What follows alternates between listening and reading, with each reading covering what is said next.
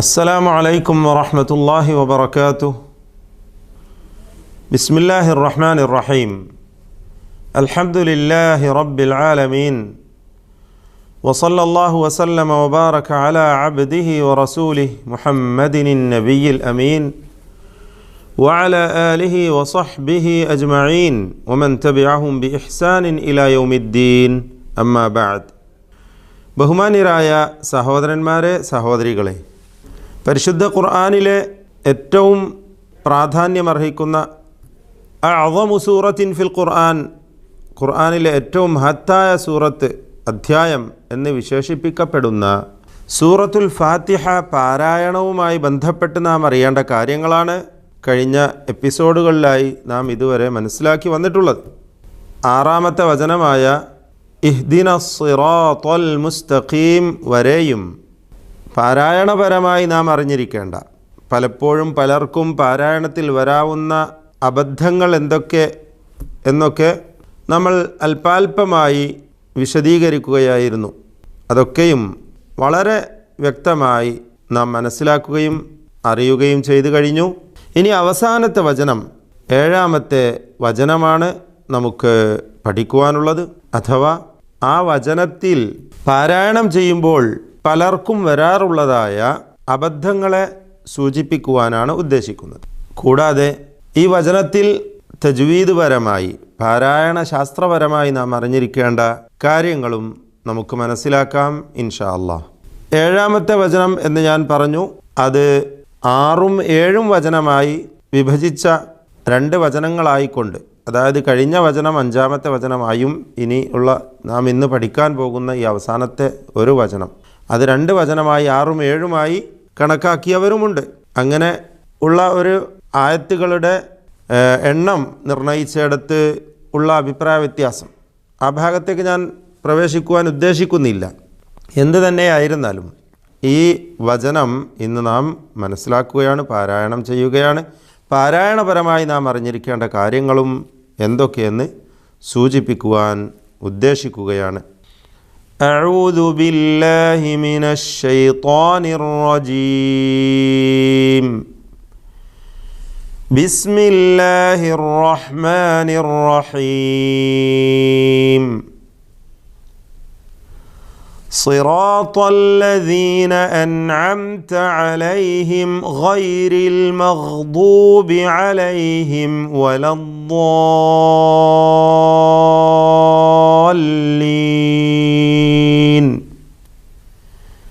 ഇതാണ് സൂറത്തുൽ ഫാത്തിഹയിലെ അവസാനത്തെ വചനം.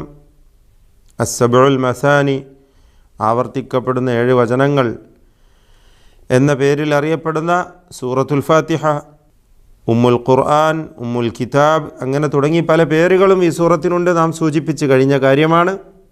ഈ വചനത്തിൽ നാം ശ്രദ്ധിക്കേണ്ട കാര്യങ്ങൾ എന്തൊക്കെയാണ്? സിറാത്ത എന്ന പദം, ഇതിൻ്റെ ശരിയായ ഉച്ചാരണം നമ്മൾ കഴിഞ്ഞ വചനത്തിൽ തന്നെ മനസ്സിലാക്കി കഴിഞ്ഞതാണ്. സ്വാദിൻ്റെ മഖ്റജ്, സ്വാദിൻ്റെ ഉച്ചാരണത്തിൽ നാം അറിഞ്ഞിരിക്കേണ്ട അതിൻ്റെ സിഫാത്തുകൾ, സ്വരവിശേഷണങ്ങൾ. തഫ്ഖീം ചെയ്തുച്ചരിക്കേണ്ട ഹർഫാണ്, ഇത്ബാഖിൻ്റെ അക്ഷരമാണ്, സഫീർ എന്ന സിഫത്തുള്ള അക്ഷരമാണ്. ഇതൊക്കെ നാം സൂചിപ്പിച്ചു കഴിഞ്ഞതാണ്. വിശദമായി ആ ഭാഗങ്ങളൊക്കെ നമ്മൾ വേറെ തന്നെ പഠിക്കണം ഇൻഷാ അല്ലാഹ്. ശേഷം റാഉം അതിൻ്റെ അലിഫും, ഇതിലും തഫ്ഖീം നിലനിർത്തേണ്ടതാണ്. സിറാത്ത, ഇത് സിറാത്ത എന്നോ റാഇൻ്റെ കനപ്പിക്കൽ തഫ്ഖീം കുറച്ചുകൊണ്ട് സിറാത്ത എന്ന് മലയാളത്തിലെ റായോ ഒന്നും പറഞ്ഞാൽ ശരിയാവുകയില്ല. സിറാത്ത, സിറാത്ത. പിന്നീടുള്ള ത്വാഇനെക്കുറിച്ചും കഴിഞ്ഞ എപ്പിസോഡിൽ നാം പഠിച്ചു കഴിഞ്ഞിട്ടുള്ളതാണ്. അടുത്ത പദമായ അല്ലദീന, ഈ ഒരു പദം നമ്മൾ വളരെയധികം ശ്രദ്ധിക്കേണ്ടതാണ്. സിറാത്തല്ലദീന, ത എന്ന് നാം തഫ്ഖീമോടുകൂടി പെരുപ്പിച്ചുകൊണ്ട് കനപ്പിച്ചുകൊണ്ട് ഉച്ചരിച്ച ആ ഹർഫ്, അതിൽ നിന്നും നേർവിപരീതമായ തർക്കീഖിലേക്ക്, ഇസ്തിഫാലിലേക്ക് നമ്മൾ മടങ്ങുകയാണ്. ലാം ഉച്ചരിക്കുമ്പോൾ സിറാത്തല്ല ല ലോ പറയരുത് ല അല്ലദീന അല്ലദീന എന്ന് പറയുമ്പോൾ ഇവിടെ ദാലിൻ്റെ മഖ്റജ് നമ്മൾ പ്രത്യേകം ശ്രദ്ധിക്കേണ്ടതാണ്. ദാൽ നാവിൻ്റെ അറ്റവും മേലെ മുൻപല്ലുമാണ് ദാലിൻ്റെ മഖ്റജ്. വഹ്റു തറഫിൽ ലിസാൻ എന്നാണ് നാവിൻ്റെ അഗ്രം, എന്നാൽ അതിൻ്റെ മുകൾ ഭാഗം. പൂർണ്ണമായും നാവിൻ്റെ അറ്റം എന്ന് പറയുമ്പോൾ ആ കൂർത്ത് നിൽക്കുന്ന ഭാഗമല്ല, അതിൻ്റെ അല്പം മുകൾ ഭാഗം മേലെ മുൻപല്ലിനോട് ചേർത്തുകൊണ്ടുള്ള ഒരു ഉത്ഭവസ്ഥാനം മഖ്റജാകുന്നു ദാലിൻ്റേത്. ദാലിൻ്റെ മഖ്റജ് നിങ്ങൾക്ക് സ്ക്രീനിൽ കാണാം, ശ്രദ്ധിച്ചു നോക്കുക. അല്ലദീന എന്ന ലൂസായിക്കൊണ്ടുള്ള റഖാവത്തോടു കൂടിയുള്ള ശബ്ദമാണ് ദാലിനുണ്ടാവുക. ഷിദ്ദത്തിൻ്റെ വിപരീതമാണ് റഖാവ, അയവോടുകൂടി ഉച്ചരിക്കണമെന്നർത്ഥം. ദാലിൻ്റെ ഒരു സ്വഭാവമാണ്, ഒരു സിഫത്താണത് റഖാവ. അപ്പോൾ അല്ലദീന അല്ലദീന എന്ന് തന്നെ പറയണം. ഇവിടെ ചിലർക്ക് അല്ലദീന എന്ന ദാല് വരും, അത് തെറ്റാണ്. എന്നാൽ മറ്റൊരു വലിയ അബദ്ധം ഇവിടെ സംഭവിക്കാറുള്ളത് ദാലിനെ സായാക്കി പറയും, അല്ലസീന എന്ന്. ഇത് വലിയ അബദ്ധമാണ്. അങ്ങനെയൊന്നും സംഭവിക്കരുത്. ദാലായി തന്നെ പറയണം, അത് ദാലോ സായോ ആയി പോവരുത്, സൂക്ഷിക്കേണ്ടതാണ്. അല്ലദീന എന്ന് വ്യക്തമാക്കി ഉച്ചരിക്കുക. അടുത്ത പദം അൻഅംത. അൻഅംത ഇത് ഇസ്തിഫാലിൻ്റെ ഹർഫുകളാണ്. ഇവയിൽ വന്നിട്ടുള്ള 4 അക്ഷരങ്ങളും ഹംസ, നൂൻ, മീം, ത. ഇവ 4ഉം തന്നെ ഇസ്തിഫാലിൻ്റേതാണ്. തർക്കീഖോടുകൂടി നേർപ്പിച്ചുച്ചരിക്കുക എന്നാണ്. നേരത്തെ നാം സ്വാദും റാവും ത്വാവും ഒക്കെ തഫ്ഖീം ചെയ്യണമെന്ന് പറഞ്ഞു. അതിന് നേർ വിപരീതമായ തർക്കീഖ് എന്ന പ്രത്യേകതയാണ് ഈ അക്ഷരങ്ങൾക്കുള്ളത്. അൻഅംത, അൻഅംത എന്ന് പറയരുത്, അൻഅംത. ഇതിൽ ശ്രദ്ധിക്കേണ്ട കാര്യം, സാക്കിനായ നൂനിനെ ഇൽഹാർ ചെയ്യേണ്ട ഒരു രംഗമാണിത്. സാക്കിനായ നൂൻ അൻ എന്ന ഇൽഹാർ ചെയ്തുകൊണ്ടുള്ള വ്യക്തമാക്കി നൂനിനെ ഉച്ചരിക്കേണ്ട സന്ദർഭം.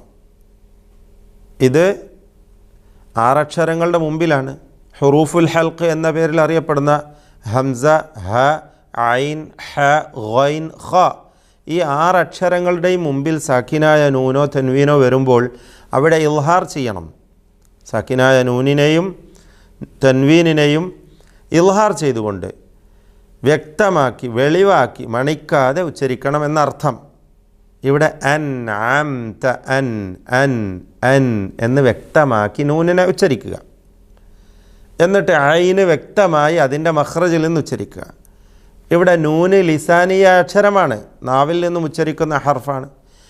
ഐന് ഹൽക്കിയായ അക്ഷരമാണ്. ഹൽക്കിൻ്റെ മധ്യത്തിൽ നിന്നാണ് ഐന് വരുന്നത്, തൊണ്ടയുടെ മധ്യം.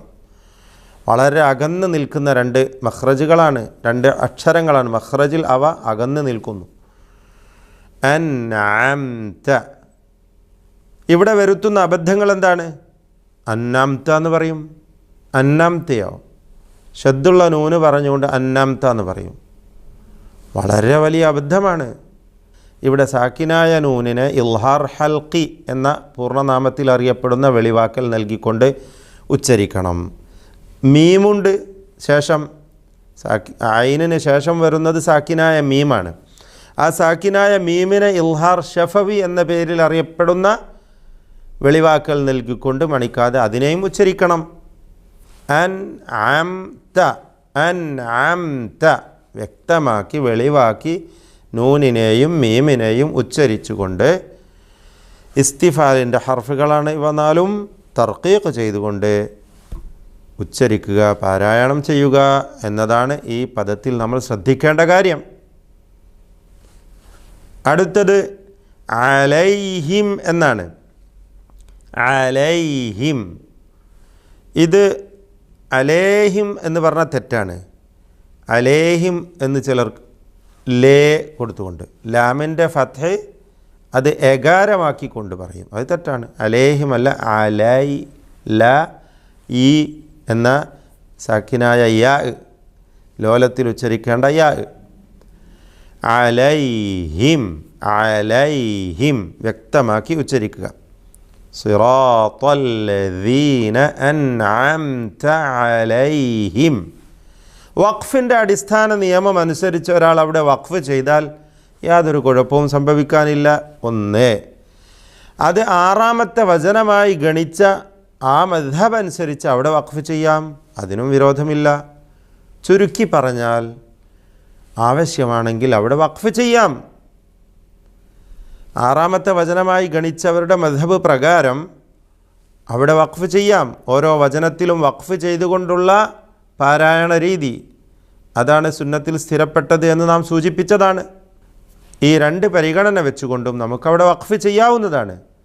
സിറാത്തല്ലദീന അൻഅംത അലൈഹിം.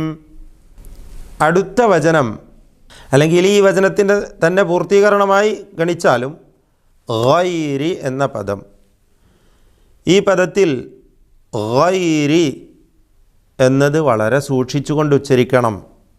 ഇവിടെ ശ്രദ്ധിക്കേണ്ട, കഴിഞ്ഞ അലൈഹിം ആയി ചേർത്ത് വായിക്കുമ്പോൾ വരുന്ന ഒരബദ്ധം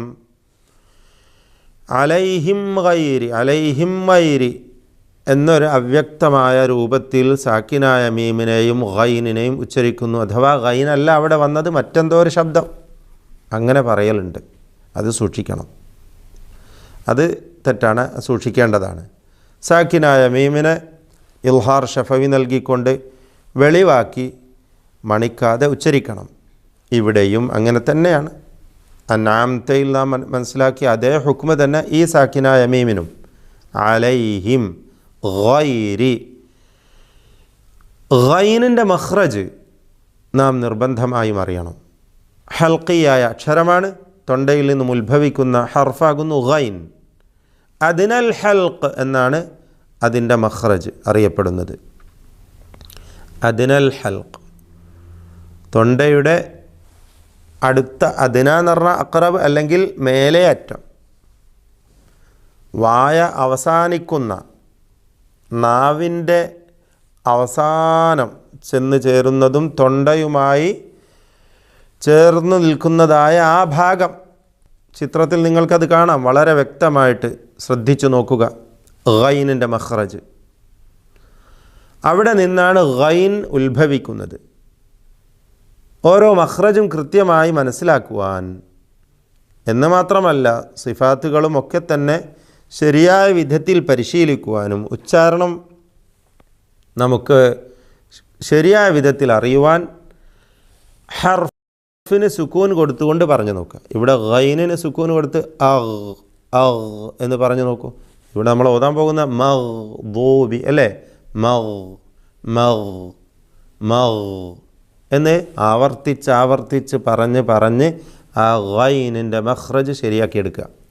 അഥവാ കൃത്യമായ അതിൻ്റെ മഖ്റജിൽ നിന്നുമുള്ള അതിൻ്റെ ആ ഉച്ചാരണം പരിശീലിക്കുക എന്നർത്ഥം.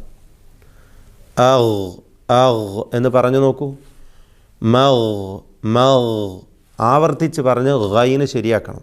പലർക്കും ആ ഹർഫ് തെറ്റായിട്ടാണ് വരാറുള്ളത്. മഗ്ദൂബി എന്ന് ഒരു ഹംസ തസ്ഹീൽ ചെയ്യപ്പെടുന്ന ഒരു അവ്യക്തമായ ഒരു ഹംസ പോലെ, മഅദൂബി ഒരു മഅദൂബി എന്ന് ഐനുമല്ല ഗൈനുമല്ല. ഗൈന് തഫ്ഖീം ചെയ്ത് ഉച്ചരിക്കേണ്ട ഇസ്തിഅലാഇൻ്റെ ഹർഫുകളിൽ പെട്ടതാണ് എന്നത് മറക്കാതിരിക്കുക. 7 അക്ഷരങ്ങളാണ് ഇസ്തിഅലാഇൻ്റെ അക്ഷരങ്ങൾ. നാവ് ഉയർത്തിക്കൊണ്ട് ഉച്ചരിക്കുന്ന 7 ഹർഫുകൾ നാം മുമ്പ് സൂചിപ്പിച്ചതാണ്.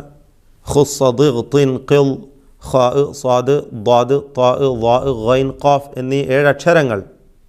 ഇവയിൽ പെട്ട ഒന്നാണ് ഗൈൻ. തഫ്ഖീമോടുകൂടി പെരുപ്പിച്ച് കനപ്പിച്ചു കൊണ്ട് ഉച്ചരിക്കുക, തടിപ്പിച്ചു കൊണ്ട് ഉച്ചരിക്കുക.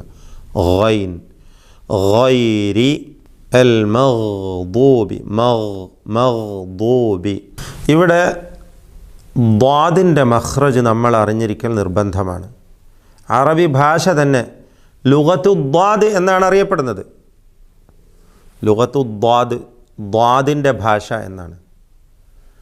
ഇത് വളരെയധികം സൂക്ഷിക്കുകയും ശരിയായ വിധത്തിൽ ഉച്ചരിക്കുവാൻ നല്ല ഒരു പരിശീലനം നമ്മുടെ ഭാഗത്ത് നിന്നുണ്ടാവുകയും വേണം. ദ്വാദിൻ്റെ മഖ്റജ് ഹാഫത്തുൽ ലിസാൻ എന്ന് ചുരുക്കി പറയാം. ഹാഫത്തുൽ ലിസാൻ വ്യക്തമായി അല്പം വിശദമായി പറഞ്ഞു കഴിഞ്ഞാൽ ഇഹ്ദാ ഹാഫതയിൽ ലിസാൻ മഅ മാ യലീഹി മിനൽ അദ്റാസിൽ ഉലിയ എന്നാണ്. നാവ് എന്ന് പറഞ്ഞാൽ ഇങ്ങനെ നീളത്തിലുള്ള ഒരവയവമാണ്. അതിൻ്റെ ഒരു ഭാഗം, മൊത്തത്തിൽ ഭാഗം എന്ന് പറയുമ്പോൾ ഏതെങ്കിലും ഒരു ഭാഗമല്ല, അരു എന്നൊക്കെ പറയാം. ഒരു സൈഡ് നീളത്തിലാണ്, അരു നീളത്തിൽ എന്നൊക്കെയാണ് പറഞ്ഞു വരാറുള്ളത്. ഒരു ഭാഗം, ഒരു സൈഡ് മൊത്തത്തിൽ നീണ്ടു കിടക്കുന്ന ആ ഭാഗം മുഴുവനായിക്കൊണ്ട് മേലെ അണപ്പല്ലിനോട് ചേർത്തുകൊണ്ടാണ് ദ്വാദ് ഉച്ചരിക്കേണ്ടത്. മേലെ അണപ്പല്ലിനോട് ചേർത്ത് വെച്ചുകൊണ്ട് ദ്വാദ് ഉച്ചരിക്കണം. ഇത്ബാഖിൻ്റെ അക്ഷരമാണ്, ഇസ്തിഅലാഇൻ്റെ അക്ഷരമാണ്, തഫ്ഖീം ചെയ്തുകൊണ്ട് ഉച്ചരിക്കേണ്ട ഹർഫാണ്. ദ്വാദിന് മാത്രമായിട്ടുള്ളൊരു സിഫത്ത് ഇസ്തിതാല. ഇത് ദ്വാദിൻ്റെ ഒരു സിഫത്താണ്, ഒരു സ്വരവിശേഷണമാണ്. മുസ്തഖീലായ ഹർഫാണ് ദ്വാദ്. ഇസ്തിതാല എന്ന് പറഞ്ഞാൽ നീളത്തിലാവുക എന്നർത്ഥം. ഇവിടെ ഉദ്ദേശിക്കുന്നത് ആ അക്ഷരത്തിൻ്റെ ഉച്ചാരണത്തിലുള്ള നീളത്തിൽ ഉള്ള അതിൻ്റെ ആ പ്രത്യേകമായ അവസ്ഥ. അതുകൊണ്ടാണ് ആ ഒരു സിഫത്ത് അതിന് നൽകപ്പെട്ടിട്ടുള്ളത്. ദ്വാദായി തന്നെ പറയണം. ആവർത്തിച്ച് പറഞ്ഞ് ശരിയാക്കുക. നാവിൻ്റെ അറ്റവും മുൻപല്ലും ചേർത്തുകൊണ്ടാണ് പലരും പറയാറുള്ളത്. തെറ്റാണ്, വലിയ ഒരു അബദ്ധമാണത്. ഔ എന്ന് പറയും. ഇവിടെ പലപ്പോഴും സംഭവിക്കുന്ന അബദ്ധം എന്താണെന്ന് വെച്ചാൽ ദ്വാദ് പിന്നെ ത്വാഇന് പുള്ളി കൊടുത്താലുള്ള വാ, അതുപോലെ തന്നെ തഫ്ഖീം ചെയ്യപ്പെടുന്ന ലാം, ഇസ്മുൽ ജലാലയിലുള്ള അല്ലാഹ് എന്ന ശബ്ദം, അല്ലാഹു എന്ന് പറയുമ്പോൾ ഉള്ള ലാമിൻ്റെ ഉച്ചാരണം, അത് ലാമാണ്. ലാമിൻ്റെ മഖ്റജിൽ നിന്നാണ് ആ ശബ്ദം വരുന്നത്. മഖ്റജ് മാറാൻ പാടില്ല, സിഫത്തിൽ മാത്രമാണ് മാറ്റങ്ങൾ വരുന്നത്. അല്ലാഹ് എന്ന് തഫ്ഖീം ഇല്ലാതെ പറഞ്ഞു കഴിഞ്ഞാൽ, ഇപ്പോൾ ഉറുദുവിലൊക്കെ സംസാരിക്കുന്ന ആളുകൾ അല്ലാഹ് എന്ന് പറയും. നമ്മൾ തുടങ്ങിയത് തന്നെ ബിസ്മില്ലാഹ് എന്ന് പറഞ്ഞുകൊണ്ടല്ലേ, അൽഹംദുലില്ലാഹ് എന്ന് പറഞ്ഞുകൊണ്ടല്ലേ. അത് തന്നെയാണ് അല്ലാഹ് എന്ന് തഫ്ഖീം അതിലേക്ക് ചേർത്തുകൊണ്ട് പറയുന്നത്. മഖ്റജ് മാറുന്നില്ല. നമ്മുടെ ആളുകളിൽ പലരും ചെയ്യാറുള്ളത് എന്താണ്, ദ്വാദും വാവും ലാം മുഫഖമയും തഫ്ഖീം ചെയ്യപ്പെടുന്ന ലാമും ഒറ്റ ശബ്ദമാണ്. അത് നാവിൻ്റെ അറ്റവും മേലെ മുൻപല്ലും ചേർത്തുകൊണ്ട് അല്ലെ വലല്ലാലിൻ എന്ന് പറയും അല്ലേ, അല്ലാലിമീൻ, ലാലിം. ഇതൊക്കെ തെറ്റാണ്, ഇതൊക്കെ തെറ്റാണ്. എല്ലാം 3 അക്ഷരങ്ങളും 3 ശബ്ദങ്ങളും അവയുടെ 3 വ്യത്യസ്ത മഖ്റജുകളിൽ നിന്നാണ് ഉത്ഭവിക്കുന്നത്. ഇത് വളരെ ഗൗരവത്തിലെടുക്കണം. ഇവിടെ ദ്വാദാണ് നമുക്ക് പരിശീലിക്കാനുള്ളത്. ഇത് നിർബന്ധമായും ആവർത്തിച്ച് പറഞ്ഞ് ശരിയാക്കിയെടുക്കുക. നാവിൻ്റെ ഒരു ഭാഗം മുഴുവൻ മേലെ അണപ്പല്ലിനോട് ചേർത്ത് വെച്ചുകൊണ്ട് വലദ്ദാലിൻ എന്ന് പറയണം. നമ്മൾ പറയാൻ പോകുന്നു അതിനു മുമ്പായി മഗ്ദൂബി വലദ്ദാലിൻ പറഞ്ഞ് പരിശീലിക്കുവാൻ പറ്റിയൊരു പദമാണ്. കാരണം അതിൽ ശദ്ദ വരുന്നതുകൊണ്ട്, ദിത്വം വരുന്നതുകൊണ്ട്. അതുപോലെ സുക്കൂൻ കൊടുത്തുകൊണ്ട് ഞാൻ നേരത്തെ സൂചിപ്പിച്ചതുപോലെ സുക്കൂൻ കൊടുത്ത് പറഞ്ഞു നോക്കുക. യദ്രിബു അല്ലേ, യദ്രിബു ശബ്ദ് കൊടുത്ത് പറയാം. വലദ്ദാലീൻ വലദ്ദാ എന്നാൽ ചിലരത് ദാല് പോലെ പറയും, ചിലരത് ദാല് പോലെ ദാലിനൊരു വാവ് ചേർത്തുകൊണ്ട് വലദ്വാലിൻ എന്ന് പറയും. അത് തെറ്റാണ്. യഥാർത്ഥത്തിൽ ഒരു സൈഡ് ചേർത്തുകൊണ്ട്, നാവിൻ്റെ ഒരു ഭാഗം, ഒരു സൈഡ് മൊത്തം അണപ്പല്ലിനോട് ചേർത്തുകൊണ്ടാണ്. അത് ഏറ്റവും നല്ലത് ഇടതുഭാഗത്ത് നിന്നാണെന്നാണ് പണ്ഡിതന്മാർ പറഞ്ഞിട്ടുള്ളത്. എന്നാൽ വലതുഭാഗത്ത് നിന്നും ആവാം. എന്നാൽ ഏറ്റവും അപൂർവമായി രണ്ട് ഭാഗവും ചേർത്തുകൊണ്ട് വലദ്ദോ എന്നും പറയാവുന്നതാണ്. അങ്ങനെയും പറഞ്ഞാൽ ദ്വാദ് തന്നെയാണ്, ഉച്ചാരണം ശരിയാണ്. രണ്ട് ഭാഗവും ചേർത്തുകൊണ്ട് അണപ്പല്ലിനോട് ചേർത്ത് വെച്ചുകൊണ്ട് ഉച്ചരിച്ചാലും ദ്വാദ് തന്നെയാണ്. എന്നാൽ അത് ദാല് പോലെ ആവരുത്. ഞാൻ സൂചിപ്പിച്ചു, ദാലും വായും ദ വ ദ്വ എന്ന് പറയാം. മലയാളത്തിലെ ദ്വ അല്ലേ, ദ്വാരം എന്നൊക്കെ പറയുന്നത്. അതുപോലെ വല ദ്വാലി എന്ന് പറയും, അത് തെറ്റാണ്. അങ്ങനെ പറയരുത്. തഫ്ഖീം ചെയ്തുകൊണ്ട് പെരുപ്പിച്ചുകൊണ്ട് ഉച്ചരിക്കേണ്ട ഹർഫാണ് ദ്വാദ്. മഗ്ദൂബി ദൂ മീമിന് തഫ്ഖീം വരരുത്. മീമിന് തഫ്ഖീം വരാൻ പാടില്ല. ഇസ്തിഫാലിൻ്റെ അക്ഷരമാണ്.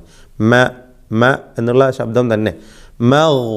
മഗ്ദൂബി അലൈഹിം. അലൈഹിം നാം പറഞ്ഞു കഴിഞ്ഞു. വലദ്ദോ എന്ന ശബ്ദം. വലദ്ദാലീൻ.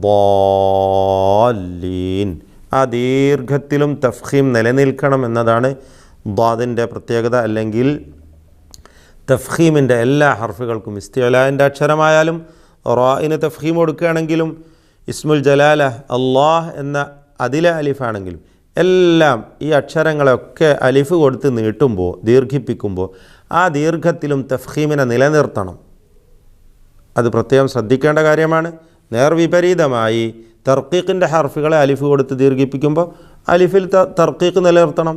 മാലിക്കി എന്നുള്ള ദീർഘം, ഇയ്യാക യാ എന്നുള്ള അത് ഇയോ എന്ന ഇപ്പോൾ അത് ഇയ്യാ എന്ന് സൂചിപ്പിച്ച് കഴിഞ്ഞതാണ്. അതേപോലെ ഇവിടെ തഫ്ഖീം അലിഫിലുണ്ടാവണം. ദോ വലദ്ദോ. ഇതാണ് ദ്വാദുമായി ബന്ധപ്പെട്ട് നാം വളരെ പ്രധാനമായി അറിയേണ്ട കാര്യം. ഇവിടെ സാക്കിനായ മീം വാവിന് മുമ്പിൽ വരുന്നത് വളരെയധികം ശ്രദ്ധിക്കേണ്ടതാണ്. അലൈഹിം വല. ഇവിടെ സാക്കിനായ മീം ചുണ്ടുകളിൽ നിന്നും ഉച്ചരിക്കുന്ന അക്ഷരമാണ്.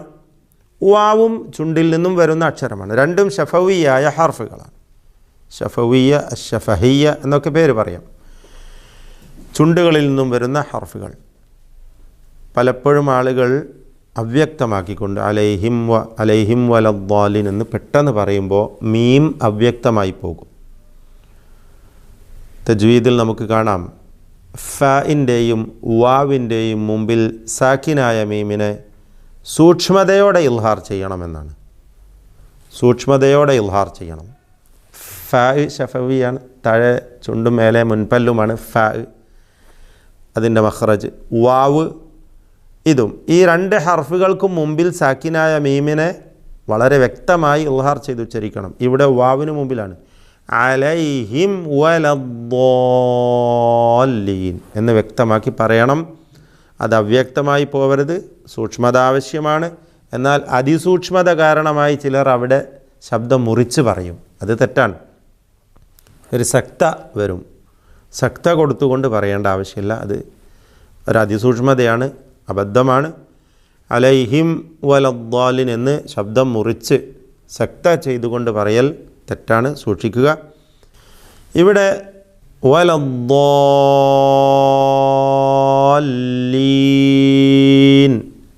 ഈ വചനം അവസാനിപ്പിക്കുമ്പോഴുള്ള ദീർഘങ്ങളാണ്. ഒന്നാമത്തെ ദീർഘം ദ്വാദിൻ്റെ അലിഫിനെ ദീർഘിപ്പിക്കുന്ന ദീർഘം.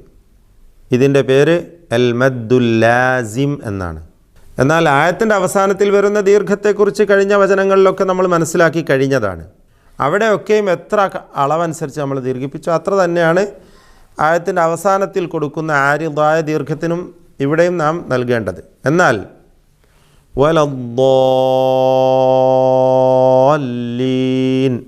ഈ ദീർഘം ദ്വാദിൻ്റെ അലിഫിന് കൊടുക്കുന്നതായ ദീർഘം അൽ മദ്ദുൽ ലാസിം എന്ന ദീർഘമാണ്.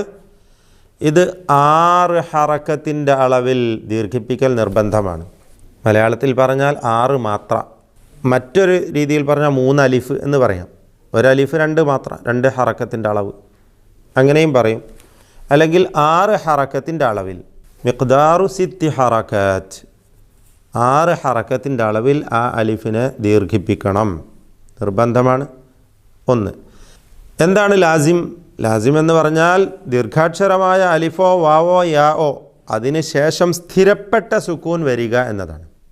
സ്ഥിരപ്പെട്ട സുക്കൂൻ. ഇവിടെ അതാണ് സംഭവിച്ചത്. എന്ന് പറഞ്ഞ സുക്കൂനാണ് അവിടെ വരുന്നത്. ആ സുക്കൂൻ സ്ഥിരപ്പെട്ടതാണ്, ഒരിക്കലും മാറുകയില്ല. ഈ സുക്കൂനുള്ള ഹർഫിൽ ഷദ്ദുണ്ടെങ്കിൽ, ദിത്വമുണ്ടെങ്കിൽ ഈ ദീർഘം ലാസിം മുസക്കൽ എന്ന് പറയുന്നു. ചിലപ്പോൾ ഷദ്ദില്ലാത്തതുണ്ടാകും. ആന പോലെ വളരെ കുറഞ്ഞ പദങ്ങളേ ഉള്ളൂ. എന്നാൽ ഇവിടെ കൂടുതലും മുസക്കലാണ് വരിക. അപ്പോൾ ഇത് മുസക്കലായ ഷദ് നൽകപ്പെട്ട അക്ഷരമുള്ള ലാസിമായ ദീർഘമാണ്. ലാസിം മുസക്കൽ എന്ന് പേര് പറയും. പിന്നെ ഒരു പദമാണല്ലോ ഇത്. ഇതൊരു പദമാണ്, കലിമ. അതുകൊണ്ട് കലിമീ എന്നുകൂടി അതിന് പേര് പറയും. അപ്പോൾ ഇതിൻ്റെ മുഴുവൻ പേരെന്താണ്? അൽ മദ്ദുൽ ലാസിം അൽ മുസക്കൽ അൽ കലിമി. സ്വാഭാവികമായും സംശയം ഉണ്ടാകും, അപ്പോൾ കലിമത്തിലൊക്കെ തന്നെയല്ലേ എല്ലാ മദ്ദുകളും ഉള്ളത്? അതെ. എന്നാൽ ലാസിമായ ദീർഘം മദ് ലാസിം ഹർഫി വരുന്നുണ്ട്. സൂറത്തുകളുടെ തുടക്കത്തിൽ വരുന്ന, ഇപ്പോൾ അടുത്ത അൽ ബഖറയുടെ തുടക്കത്തിൽ ഹർഫിയ ലാസിമുണ്ട്. ഇങ്ങനെ തുടക്കത്തിൽ വരുന്ന കേവലാക്ഷരങ്ങൾ, അൽ ഹുറൂഫുൽ മുഖത്തഅ എന്ന പേരിൽ അറിയപ്പെടുന്ന അക്ഷരങ്ങൾക്ക് വരുന്ന ദീർഘം, അത് ഹർഫി എന്നാണ് അതിന് പറയുക. അത് നമുക്ക് മറ്റൊരു സന്ദർഭത്തിൽ മനസ്സിലാക്കാം. അപ്പോൾ ഇവിടെ മദ് ലാസിം മുസക്കൽ കലിമി, അൽ മദ്ദുൽ ലാസിമുൽ മുസക്കലുൽ കലിമി എന്ന മുഴുവൻ പേരിൽ അറിയപ്പെടുന്ന ഈ ദീർഘം 6 ഹറക്കത്തിൻ്റെ അളവിൽ ദീർഘിപ്പിക്കൽ നിർബന്ധമാണ്. വചനത്തിൻ്റെ അവസാനത്തിലുള്ള ആരിദായ ദീർഘം മറ്റ് വചനങ്ങൾ പോലെ തന്നെ നമുക്ക് ജായിസായ ദീർഘമാണ്. 2 ഹറക്കത്തിൻ്റെ അളവിൽ ഖസ്ർ ചെയ്യാം, ഒതുക്കാം. 4 ഹറക്കത്തിൻ്റെ അളവിൽ അതിനെ തവസ്സുത്ത് മിതത്വം നൽകി മതിയാക്കാം. അല്ലെങ്കിൽ 6 ഹറക്കത്തിൻ്റെ അളവിൽ ഇഷ്ബായ് ചെയ്ത് പൂർത്തിയാക്കാം. ഏത് ദീർഘം? അല്ലീൻ വലദ്ദാലീൻ എന്ന ആ ദീർഘം, യാഇൻ്റെ ദീർഘം, ആയത്ത് അവസാനിപ്പിക്കുമ്പോഴുള്ള ദീർഘം, അത് ജായിസാണ്. എന്നാൽ വലദ്ദാലീൻ എന്ന അലിഫിൻ്റെ ദീർഘം നിർബന്ധമാണ്, ലാസിമാണ് എന്നാണ് സൂചിപ്പിച്ചത്. വചനം ഓതിക്കഴിഞ്ഞാൽ ഇമാമിൻ്റെ കൂടെ നമ്മൾ എന്ത് ചെയ്യുന്നു? ആമീൻ എന്ന് ആമീൻ ചൊല്ലുകയും വേണം. ഇത് ഹദീസിൽ കൽപ്പിക്കപ്പെട്ടിട്ടുള്ളൊരു കാര്യമാണ്. ഇങ്ങനെ സ്വന്തമായി പാരായണം ചെയ്യുകയാണെങ്കിൽ നമസ്കാരത്തിലും മറ്റുമൊക്കെ നമുക്ക് ആമീൻ പറയാം, ആമീൻ പറയണം. ഈ ആമീൻ എങ്ങനെയാണ് ചൊല്ലേണ്ടത്? ആമീൻ എന്ന് ദീർഘം കൊടുത്തുകൊണ്ടാണോ? അങ്ങനെയാണ് പലരും പറയാറുള്ളത്. അല്ല, അങ്ങനെയല്ല വേണ്ടത്. മറിച്ച് ഹംസയുടെ അലിഫ് 2 ഹറക്കത്ത് മാത്രം, 2 മാത്ര ഇവിടെ അളവിൽ ദീർഘിപ്പിച്ചുകൊണ്ട് ആന്ന് കൂടുതൽ നീട്ടണ്ട, മീൻ. അത് ആരിദായ ദീർഘത്തിൻ്റെ ഹുക്മ് തന്നെ. ആമീൻ എന്ന് ഒരുമിച്ച് ഇമാമും മഅ്മൂമിങ്ങളും ആമീൻ ചൊല്ലുമ്പോൾ അതിൻ്റെ കൂടെ മലക്കുകളും ആമീൻ ചൊല്ലുന്നതാണ്. ഇതൊക്കെ ഹദീസിൽ സ്ഥിരപ്പെട്ട കാര്യമാണ്, നമുക്കറിയാവുന്ന കാര്യമാണ്. ഉറക്കെ ഇമാമിൻ്റെ കൂടെ നമ്മളത് ചൊല്ലണം. ഉറക്കെ പറയുമ്പോൾ പ്രത്യേകിച്ചും ഈ തജ്വീദ് നിയമങ്ങളൊക്കെ അവിടെ പാലിക്കപ്പെടണം എന്നത് പ്രത്യേകം ശ്രദ്ധിക്കപ്പെടുന്ന കാര്യമാണ്. അതുകൊണ്ട് തന്നെ ഈ രൂപത്തിൽ ആമീൻ എന്നാണ് നമ്മൾ ആമീൻ ചൊല്ലേണ്ടത്. അപ്പോൾ ഈ സൂറത്തുമായി ബന്ധപ്പെട്ട് നാം അറിഞ്ഞിരിക്കേണ്ട ചില നിയമവശങ്ങളെക്കുറിച്ച് ഭാഗികമായ സൂചന നൽകുക മാത്രമാണ് ഇവിടെ ചെയ്തിട്ടുള്ളത്. ഓരോ നിയമവും വിശദമായി അതിൻ്റെ വശങ്ങൾ, ഭാഗങ്ങൾ നമ്മൾ വേറെ വേറെ പഠിക്കേണ്ടതുണ്ട് ഇൻഷാ അല്ലാഹ്. അതൊക്കെയും അടുത്ത എപ്പിസോഡുകളിലായി നമുക്ക് പഠിക്കാം. അള്ളാഹുവിൻ്റെ തൗഫീഖ് അതിനുണ്ടാകുമാറാവട്ടെ. ഇതുവരെ നാം സൂചിപ്പിച്ച എല്ലാ കാര്യങ്ങളും ശ്രദ്ധിച്ചുകൊണ്ട് ശരിയായ വിധത്തിൽ സൂറത്തുൽ ഫാത്തിഹ പാരായണം ചെയ്യാൻ മാന്യ സഹോദരന്മാർ പരിശീലിക്കുക. ആവർത്തിച്ച് പറഞ്ഞ കാര്യങ്ങളൊക്കെ പറഞ്ഞു നോക്കിക്കൊണ്ട് ആവർത്തിച്ച് ഉച്ചരിച്ച് ശരിയായ വിധത്തിൽ പാരായണം ചെയ്യുക എന്നത് മാത്രമാണ് സൂചിപ്പിക്കുവാനുള്ളത്. അവസാനമായി ഈ സൂറത്ത് ഒരിക്കൽ കൂടി നമുക്ക് പാരായണം ചെയ്ത് അവസാനിപ്പിക്കാം. അഊദു ബില്ലാഹി മിനശ് ശൈത്വാനിർ റജീം. ബിസ്മില്ലാഹിർ റഹ്മാനിർ റഹീം. അൽഹംദുലില്ലാഹി റബ്ബിൽ ആലമീൻ. അർറഹ്മാനിർ റഹീം. മാലികി യൗമിദ്ദീൻ. ഇയ്യാക നഅ്ബുദു വ ഇയ്യാക നസ്തഈൻ. ഇഹ്ദിനസ് സിറാത്തൽ മുസ്തഖീം. സിറാത്തൽ ലദീന അൻഅംത അലൈഹിം ഗൈറിൽ മഗ്ദൂബി അലൈഹിം വലദ്ദാല്ലീൻ. ആമീൻ. ബാറക്കല്ലാഹു ഫീക്കും വജസാക്കുമുല്ലാഹു ഖൈറാ. വസല്ലല്ലാഹു വസല്ലമ വബാറക അലാ അബ്ദിഹി വറസൂലിഹി മുഹമ്മദ് വഅലാ ആലിഹി വസഹ്ബിഹി അജ്മഈൻ വൽഹംദുലില്ലാഹി റബ്ബിൽ ആലമീൻ. അസ്സലാമു അലൈക്കും വറഹ്മത്തുള്ളാഹി വബറകാതുഹു.